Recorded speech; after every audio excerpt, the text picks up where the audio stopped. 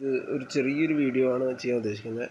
Short circuit current rating എന്ന് പറയും, SCRR എന്ന് പറയുന്നത്. അതൊരു കേബിളിൻ്റെ ഷോർട്ട് സർക്യൂട്ട് കറണ്ട് റേറ്റിംഗ് എന്ന് പറയുന്ന സാധനം വളരെ ഇമ്പോർട്ടൻ്റ് ആണ്. കാരണം കേബിളിലാണ് കറണ്ട് നമ്മുടെ ഒരു സർക്യൂട്ടിലെ അല്ലെങ്കിൽ ഒരു ഇലക്ട്രിക്കൽ സിസ്റ്റത്തിലെ കറണ്ട് മൊത്തം ക്യാരി ചെയ്യുന്നൊരു സാധനം. കേബിൾ, ബസ് ബാർ മുതലായ സാധനങ്ങളാണ് കറണ്ട് ക്യാരി ചെയ്യുന്നത്. സ്വിച്ച് ഗിയേഴ്സ് അതിൻ്റെ പ്രൊട്ടക്ഷനായിട്ടും ഉപയോഗിക്കുന്നു.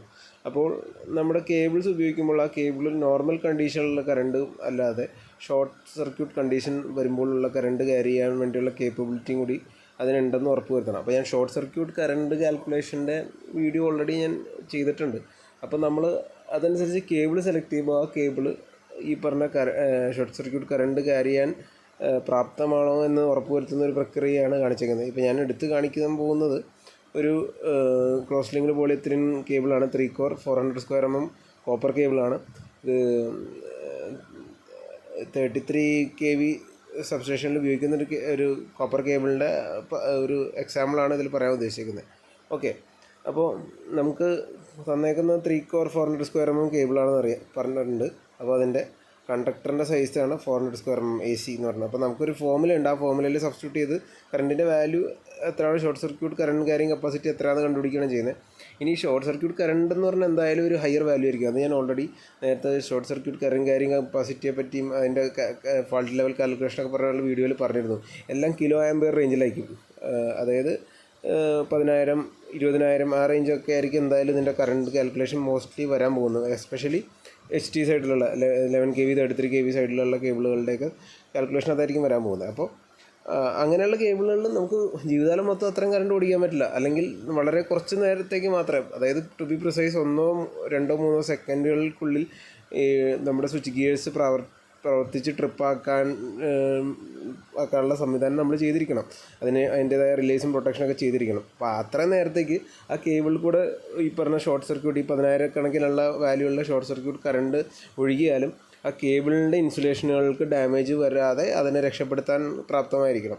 അപ്പോൾ അങ്ങനെയുള്ള ഒരു രീതിക്ക് വേണം നമ്മൾ കേബിൾ മാത്രമല്ല ബസ് ബാർ അങ്ങനെയുള്ള എല്ലാ സാധനങ്ങളും. ഞാൻ സൂപ്പർവൈസർ ലൈസൻസിൻ്റെ ഇതിനൊക്കെ പ്രിപ്പയർ ചെയ്യുന്ന അവരോട് ഞാൻ അതിനെപ്പറ്റി ഞാൻ ആ വീഡിയോസിലൊക്കെ ഞാൻ വീണ്ടും പറഞ്ഞു, അത് ഞാൻ എടുത്ത് പറഞ്ഞു എന്നേ ഉള്ളൂ.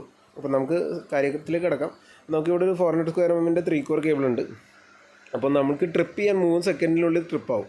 അപ്പോൾ ആ ഒരു 3 സെക്കൻഡ് എന്ന് പറഞ്ഞാൽ ഒരു മണിക്കൂറിൻ്റെ ദൈർഘ്യം എന്ന് പറഞ്ഞ പോലെ ഭയങ്കര ദൈർഘ്യ നേരമായിരിക്കും. കാരണം അതിൽ കൂടെ ഭയങ്കര അധികം കറണ്ട് ഫ്ലോ ചെയ്യും. അപ്പോൾ ആ ഭയങ്കര അധികം കറണ്ട് എത്രയാണെന്ന് കണ്ടുപിടിക്കാനുള്ള ഒരു ഇക്വേഷനാണ് നമ്മളിപ്പോൾ പഠിക്കാൻ പോകുന്നത്. അപ്പോൾ അതിൽ വോളിയോമെട്രിക് ഹീറ്റിംഗ് കപ്പാസിറ്റി ഓഫ് കോപ്പറിൻ്റെ അതിൻ്റെ വോള്യത്തിൻ്റെ എത്ര, അതിൻ്റെ ഒരു മില്ലിമീറ്റർ ക്യൂബ് വോളിയം ഓഫ് ആ കേബിൾ എടുത്തു കഴിഞ്ഞാൽ അതിൽ എത്ര ജൂൾസ് പെർ കെൽവിൻ, അത്രയും ടെമ്പറേച്ചർ അതിൻ്റെ അകത്ത് മെയിൻ, അതായത് എത്ര എനർജി ഓഫ് ഹീറ്റ് എനർജി അതിൽ ക്യാരി ചെയ്യാൻ പറ്റുന്നുള്ള ആ ഒരു വാല്യൂ ആണ് ഇതിൻ്റെ അകത്ത് നിന്ന് കിട്ടുന്നത്. അതൊക്കെ സ്റ്റാൻഡേർഡ് വാല്യൂസാണ്. 3.45 × 10⁻³ joules per kelvin millimetre cube എന്ന് പറഞ്ഞ് കിടക്കുന്നുണ്ട്. അപ്പോൾ ഇത് ഓൾറെഡി നമുക്ക് ഇതിൻ്റെ സ്റ്റാൻഡേർഡായിട്ടുള്ള വാല്യൂ ആണ്, കോപ്പറിൻ്റെ സ്റ്റാൻഡേർഡ് വാല്യൂ ആണ്. അതേപോലെ reciprocal of temperature coefficient of resistivity for copper, temperature coefficient of resistivity എന്ന് പറഞ്ഞ വാല്യൂ ഉണ്ട്. അത് ടെമ്പറേച്ചറിൽ വരുന്ന അതിൻ്റെ ബീറ്റ എന്നാണ് കൊടുക്കുന്നത്.